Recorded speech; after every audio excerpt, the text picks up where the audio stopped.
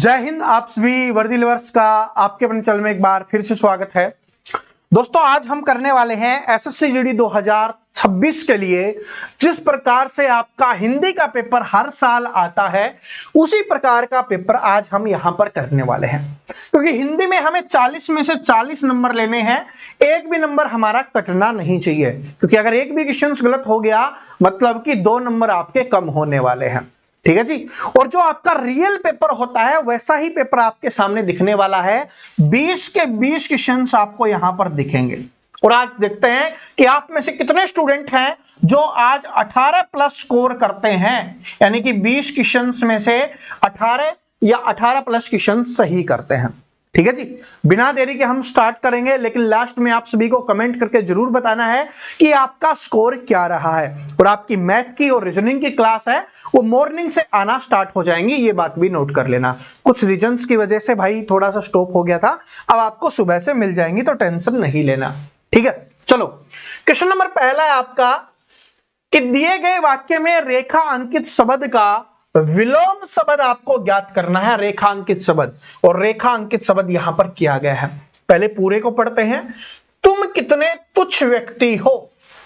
ठीक है जी। तो तुच्छ का विलोम शब्द आपको बताना है। आप सभी को आंसर करने की कोशिश करनी है। ये समझ लो आप रियल पेपर दे रहे हो। आप सभी को यह सोचना है कि भाई आप रियल पेपर दे रहे हो और रियल पेपर के ये क्वेश्चंस आपके सामने हैं, और कमेंट करना है लास्ट में। आपका स्कोर जो भी रहता है कमेंट करके जरूर बताना है। चलो, तुम कितने तुच्छ व्यक्ति हो। तो तुच्छ का मतलब क्या होता है? तुच्छ का मतलब होता है बिल्कुल जो कुछ भी नहीं है। तुच्छ का मतलब क्या हो गया कि जो बिल्कुल भी कुछ नहीं है, जिसकी कोई भी वैल्यू नहीं होती है, उस चीज को तुच्छ बोला जाता है। तो जिसकी वैल्यू होगी। विलोम का क्या मतलब होता है? विपरीत आपको बताना है। विपरीतार्थक शब्द आपको बताना है, जो इसका विपरीत होगा। तो जो आदमी कुछ भी नहीं है उसका विपरीत कौन सा होगा? जो आदमी सब कुछ है, जिसकी वैल्यू है मार्केट में, तो क्या हो जाएगा? तो उसको क्या कहा जाएगा? महान कहा जाएगा। तो ऑप्शन नंबर बी क्या होगा? करेक्ट आंसर होगा। देखो, नालायक का मतलब क्या होता है? नालायक का मतलब भी वही हो गया जो किसी काम का नहीं है। तो ये तो इसका विलोम शब्द नहीं होगा भाई, तुच्छ का। आप समानार्थी शब्द इसका बोल सकते हो।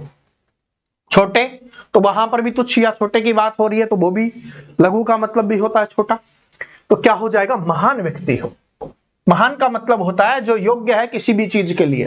ठीक है जी। जो इंपॉर्टेंट व्यक्ति है उसी को महान बोला जाता है। जैसे कि आपने सुना होगा ना कि वो महान स्वतंत्रता सेनानी थे। तो महान का मतलब उन्होंने कोई अच्छा काम किया है, उसी को महान बोला जाता है। चलो, निम्नलिखित प्रश्न में दिए गए 4 विकल्पों में से उस विकल्प का चयन करें जो दिए गए मुहावरे के अर्थ को सर्वश्रेष्ठ रूप से व्यक्त करता है। तो मुहावरे आप सभी को याद होंगे, और नहीं भी याद है तो अर्थ को समझ के आपको आंसर करना है। वकालत करना। वकालत करना आपने सुना होगा ना कि भाई तू इसकी वकालत क्यों कर रहा है।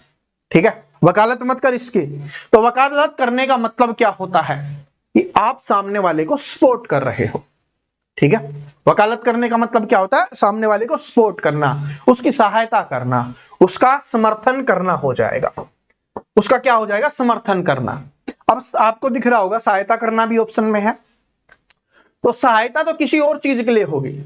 समर्थन का मतलब होता है, समर्थन का मतलब होता है कि भाई जो वो बात कह रहा है ना वो ठीक है, यानी कि उसके विचारों को मानना, उसी को बोला जाता है समर्थन करना।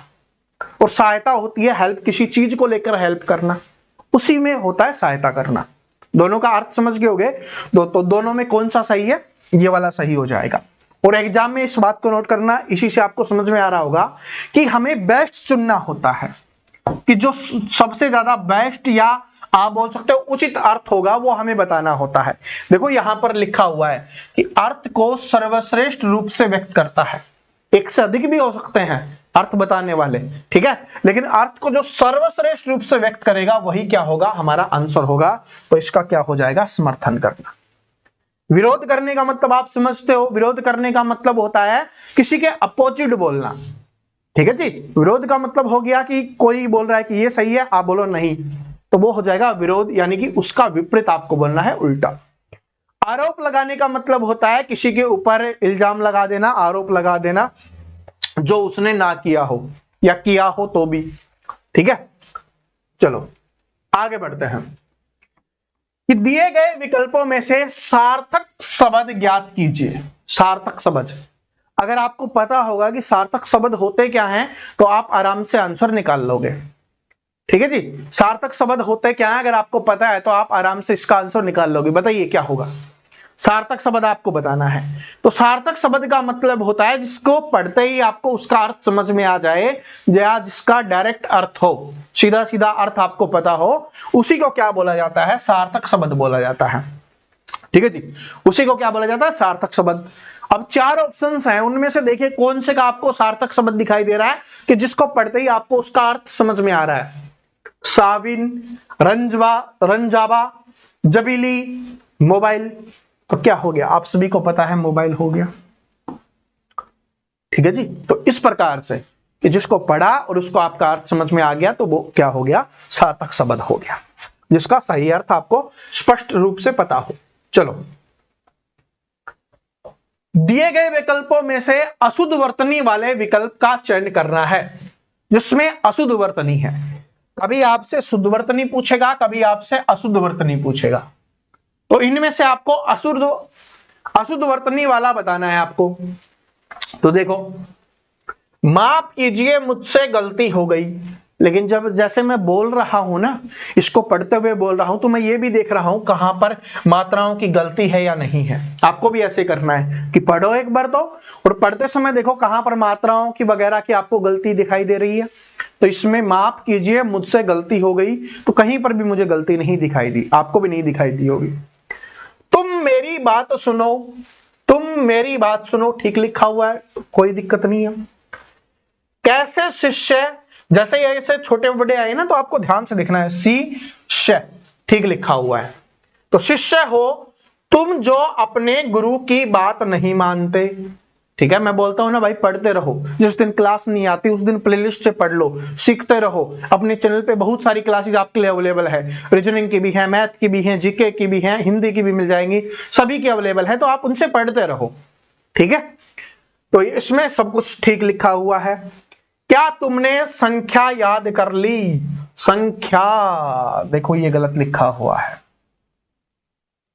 संख्या गलत लिखा हुआ है, तो ऑप्शन नंबर डी गलत आंसर हो जाएगा। क्या तुमने संख्या, देखो संख्या में आप सभी को पता है आधा ख्या आता है, तो इसलिए क्या हो जाएगा, गलत हो जाएगा। अशुद्ध वर्तनी यहां पर लिखी हुई है। आगे बढ़ते हैं। और ऐसे क्वेश्चंस में स्टूडेंट बोर तब होता है जब भाई ऑप्शन नंबर 4 हो आंसर, है ना। लेकिन एग्जाम में भी तो ऐसा ही होगा, और ये क्वेश्चंस भी एग्जाम से ही लिया है मैंने। ठीक है जी, चलो अगले क्वेश्चन के ऊपर चलते हैं। क्वेश्चन नंबर 5 आपका, निम्नलिखित प्रश्न में 4 विकल्पों में से उस विकल्प का चयन करें जो दी गई लोकोक्ति का सही अर्थ वाला है। तो मुहावरे और लोकोक्तियां हैं, आपके एग्जाम्स में आएंगी, यहां से क्वेश्चंस पक्का आएगा, चाहे 1 आए चाहे 2 आए। ठीक है जी, चलो तो आपको बताना है, बताइए क्या है कि खरी मंजूरी चोखा काम, खरी मंजूरी चोखा काम, अब इसका कीजिए। खरी मंजूरी चोखा काम, क्वेश्चन नंबर 5 है, तो आप सभी इसका आंसर करने की कोशिश करेंगे। खरी मंजूरी चोखा काम, तो खरी का मतलब, खरी मंजूरी का मजूरी है, सॉरी, तो इसका मतलब क्या है कि जो आदमी काम करने जाता है तो उसको मजूरी है वो तुरंत मिल जाती है। खरी का मतलब है तुरंत मिल जाती है। कुछ लोग होते हैं ना भाई 10 दिन बाद देंगे, 15 दिन बाद देंगे, ऐसा नहीं है। यहां पर खरी मजदूरी है, जैसे ही आपने काम किया तो आपको अपनी मजदूरी मिल गई। ठीक है जी।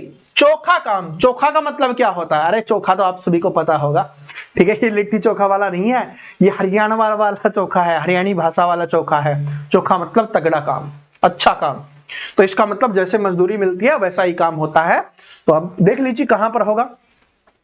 तुरंत मजदूरी मिलने पर कार्य भी अच्छा होता है, तो option number C correct answer हो जाएगा। ठीक है जी। तो जैसे आप चैनल को सब्सक्राइब करोगे ना तो मुझे लगेगा हाँ आप सपोर्ट कर रहे हो, तो मुझे मेरी मजदूरी मिल गई। आप वीडियो को लाइक किया, कमेंट करके आपने बताया कि क्लास कैसी लगी, मेरी मजदूरी मुझे मिल गई, तो फिर मैं और भी अच्छा काम करूंगा, इसका मतलब यही है। ठीक है जी। तो जिसने लाइक सब्सक्राइब नहीं कर रखा कर लो भाई, आपका ही फायदा है। ठीक है जी। चलो आगे बढ़ते हैं कि निम्नलिखित वाक्य में रेखांकित भाग के एक सार्थक शब्द ज्ञात कीजिए। आप जो रेखांकित भाग है उसके लिए सार्थक शब्द आपको बताना है। कि कुएं की गहराई मापी नहीं जा सकती, तो हमें मापी नहीं जा सकती के लिए बताना है। मापी नहीं जा सकती इसका मतलब है कि उसकी गहराई को हम माप नहीं सकते। तो बताओ, तो मापी नहीं जा सकती, मापक का अर्थ क्या होता है? मापक का अर्थ होता है किसी चीज को मापने वाला यंत्र उपकरण हो गया, तो ये तो नहीं होगा, ये तो यंत्र उपकरण हो गया। अतुल्य, अतुल्य का मतलब होता है जिसकी तुलना नहीं की जा सकती, ठीक है, तो अतुल्य ये हो गया अतुल्य। अपरिग्रह, अपरिग्रह का मतलब होता है जिसमें आवश्यक चीजों को और ज्यादा नहीं डाला जा सकता, कि जिसमें बहुत सारी चीजें नहीं होगी, तो ये भी नहीं होगा। अपरिमेय होता है जिसको मापा न जा सके, याद कर लो, ठीक है जी। मैं डायरेक्ट आंसर भी बता देता, लेकिन ये आपको पता होना जरूरी है क्योंकि एग्जाम्स में ये आ सकते हैं, ठीक है जी। हो सकता है कि पिछले एग्जाम्स में ये क्वेश्चन आया था, तो अब आपके एग्जाम्स में यहां से कुछ भी आ सकता है, या इनका अर्थ भी आपको पता हो सकता है कैसे भी, ठीक है जी। जो इंपॉर्टेंट होता है मैं आपको बताते हुए चलता हूं। तो अपरिमेय क्या हो जाएगा? इसका करेक्ट आंसर हो जाएगा। आगे बढ़ता है क्वेश्चन नंबर 7 के ऊपर, कि निम्नलिखित प्रश्न में 4 विकल्पों में से उस विकल्प को आपको चयन करना है जो रिक्त स्थान के लिए सही शब्द वाला विकल्प होगा। यानी कि यहां पर क्या आएगा ये अपने को बताना है। पहले इस पूरे को पढ़ेंगे फिर हम आंसर करेंगे। इस सकारात्मक सोच के जरिए आप अपने जीवन में आसानी से कुछ भी खालिस्तान कर सकते हैं। बताओ, बताइए क्या होगा?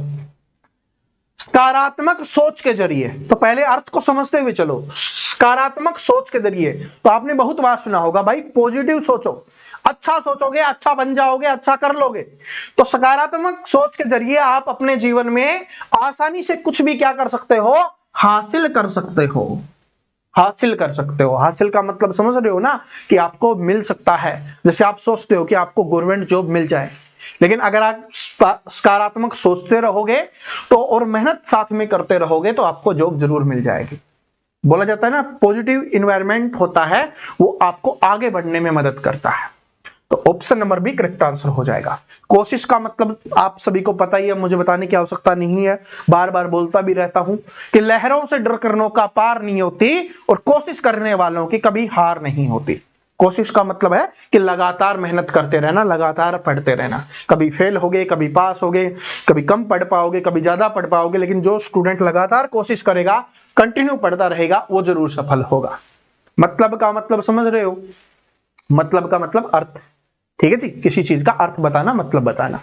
प्रोत्साहन का मतलब होता है जिस तरीके से जब आप सभी का सिलेक्शन हो जाएगा तो आप सभी मेरे लिए काजू कतली का डब्बा लेके आओगे, और वो मेरे लिए क्या होगा? प्रोत्साहन होगा। प्रोत्साहन का मतलब है कि अगर आपने कोई अच्छा काम किया है तो उसके लिए जो आपको रिवार्ड मिल रहा है उसी को बोला जाता है प्रोत्साहन, जिससे आपको आगे बढ़ने की हिम्मत मिलती है। जैसे जो स्टूडेंट हमसे नहीं मिलने आ पाएंगे, मिठाई का डिब्बा नहीं दे पाएंगे, तो अभी चैनल को सब्सक्राइब कर लो, इससे मुझे प्रोत्साहन मिलेगा अगली क्लास और बेस्ट बनाने के लिए, ठीक है। चलो, निम्नलिखित प्रश्न में 4 विकल्पों में से उस विकल्प का चयन करना है जो शब्द का विलोम शब्द आपको बताना है सही विकल्प। बताओ, विलोम शब्द आपको बताना है। पढ़िए कि हमारे गांव का तालाब बहुत ही गहरा है, तो हमें गहरे का विलोम शब्द बताना है। रटने वाले स्टूडेंट इसका आंसर नहीं कर पाएंगे। जो स्टूडेंट मेहनत कर रहे हैं, थोड़ी सी अच्छे क्वेश्चंस करते हैं, जैसे हमारी क्लास में आपने देखा होगा हिंदी का बिल्कुल बेसिक क्वेश्चंस नहीं होता, अच्छे लेवल के क्वेश्चंस मैं करवाता हूं, बाकी सब्जेक्ट के तो सभी करवाते हैं, ठीक है जी। मतलब हिंदी को स्टूडेंट ये सोचते हैं ना कि भाई हिंदी तो ऐसे ही चली जाएगी, नहीं, बताओ, मेहनत करो। मैथ बहुत अच्छे क्वेश्चंस मैंने पढ़ाए हैं, रीजनिंग बहुत अच्छे क्वेश्चंस मैंने पढ़ाए हैं, ठीक है, और आगे भी पढ़ाऊंगा आपको, इंडिया जीके के भी, ठीक है जी, साइंस वगैरह सभी के अच्छे क्वेश्चंस करवाते हैं। तो आप आंसर करो। हमारे गांव का तालाब बहुत गहरा है, गहरे का मतलब समझ गए होगे। तो अपार, पहला ऑप्शन देखो, अपार। अपार का मतलब होता है जिसका कोई पार ना हो, जिसका कोई अंत ना हो, यानी कि वो तो बहुत ज्यादा गहरा हो गया। तो अगर गहरे का समानार्थी शब्द हमसे पूछा होता तो हम इसको बोल सकते थे। फिर उसके बाद छिचला, तो छिचले का मतलब होता है कम गहरा, तो इसका मतलब क्या हो जाएगा? कम गहरा। तो वहां पर गहरा है, यहां पर कम गहरा हो जाएगा, तो ये क्या हो जाएगा? विलोम शब्द हो जाएगा, ठीक है जी। दुर्बोध और असीम, पहले असीम के बारे में बात कर लेते हैं। असीम का मतलब होता है जिसकी कोई सीमा नहीं होती, ठीक है जी, जिसकी कोई सीमा नहीं होती, तो इसका मतलब क्या हो गया, वो भी गहरा हो गया, तो ये भी समानार्थी शब्द आप इसका बोल सकते हो। दुर्बोध, तो दुर्बोध एक तो ये गहरे का समानार्थी शब्द भी हो जाएगा, दूसरा इसका मतलब होता है जिसको समझना कठिन हो, मुश्किल हो। ठीक है जी, ये किसी व्यक्ति के लिए इस्तेमाल किया जाता है कि भाई वो आदमी है ना, उसको समझना मुश्किल है, क्योंकि उसके जो विचार है, जो उसके सोच है, वो बहुत गहरी है। समझ रहे हो? तो ये व्यक्ति विशेष की सोच के बारे में, ठीक है जी, उसके विचारों के बारे में बात की जाती है, जिसके गहरे विचार होते हैं। ठीक है, तो इसका मतलब समझ गए? ऐसे अपने को याद करना है। तो इसका आंसर क्या हो जाएगा, गहरे का विलोम शब्द क्या हो जाएगा, छिछला, यानी कि कम गहरा। आगे बढ़ते हैं। दिए गए वाक्य का वह भाग याद करें जिसमें कोई त्रुटि है। तो आपको गलती बतानी है, त्रुटि बतानी है कि किसमें है। ठीक है जी, तो लगभग 200 वर्षों तक भारत के गले में गुलामी की बेड़ियां पड़ी रही। तो बताइए किसमें है, किसमें त्रुटि हो जाएगी? लगभग 200 वर्षों तक भारत के गले में गुलाबी की बेड़ियां पड़ी रही, त्रुटि किसमें है? ऑप्शंस आप यहां पर देख सकते हो। लगभग 200 वर्षों, तो इसमें तो कोई त्रुटि नहीं है। बेड़ियां पड़ी रही, इसमें भी कोई त्रुटि नहीं दिखाई दे रही। मैं गुलामी की, तो मैं गुलामी में भी कोई त्रुटि नहीं है। तो तीनों में कोई त्रुटि नहीं है, तो ऑप्शन नंबर 1 करेक्ट आंसर हो जाएगा। लगभग 200 वर्षों तक भारत के गले में, तो ये इसका हो जाएगा भारत। ठीक है जी, तो ऑप्शन नंबर 1 करेक्ट आंसर हो जाएगा। आगे बढ़ते हैं। सही वर्तनी वाले शब्द का चयन आपको करना है। क्वेश्चन नंबर 10वां है आपका। क्वेश्चन नंबर 10वां है भाई, सही वर्तनी आपको बताना है किसकी, कि तुझे समझ नहीं आया है ना, तो आपको समझ की बतानी है, समझ की, समझ। ठीक है, ये मत बोलना सर जी हमारी हरियाणवी भाषा फेवरेट है, ठीक है, हम तो यही लिखेंगे, समझ ही लिखेंगे। भाई हरियाणवी बोली है, भाषा नहीं है। ठीक है जी, लेकिन हमें यहां पर हिंदी की बात हो रही है, हिंदी में कैसे लिखा जाता है वो हमें बताना है। तो हिंदी में इसको बोला जाता है समझ। क्या बोला जाता है? समझ। तो ऑप्शन नंबर 1 करेक्ट आंसर हो जाएगा। हरियाणवी के प्रति आपका प्यार बहुत अच्छी चीज है, लेकिन वो बोली है, हमारी भाषा नहीं। ठीक है, चलो। निम्नलिखित प्रश्न में 4 विकल्पों में से उस विकल्प का चयन करना है जो रिक्त स्थान के लिए सही पुल्लिंग रूप वाला विकल्प है। पुल्लिंग वाला आपको बताना है। क्वेश्चन नंबर 11वां है आपका, बताओ पुल्लिंग रूप, लेकिन इसमें भरना भी चाहिए। देखो क्या है, पहले इसको पूरे को पढ़ो, इसी से समझ में आ जाएगा कि खालिस्तान करना हमारे स्वास्थ्य के लिए हानिकारक है। तो स्वास्थ्य के लिए हानिकारक क्या होगा? पहले देखो, हंसी मजाक। क्या हंसी मजाक करना स्वास्थ्य के लिए हानिकारक है? नहीं है, वो तो हंसी मजाक करना स्वास्थ्य के लिए बेहतरीन है। क्या बातें करना स्वास्थ्य के लिए हानिकारक है? नहीं है, ये तो अच्छी चीज होती है। बातें करने से अपने विचार आप प्रकट कर सकते हो, बता सकते हो, समझा सकते हो, कुछ भी कर सकते हो। खेल है, खेल क्या स्वास्थ्य के लिए हानिकारक है? नहीं है, ये तो स्वास्थ्य को फिट करने का काम करता है, स्वास्थ्य को और अच्छा करने का काम करता है।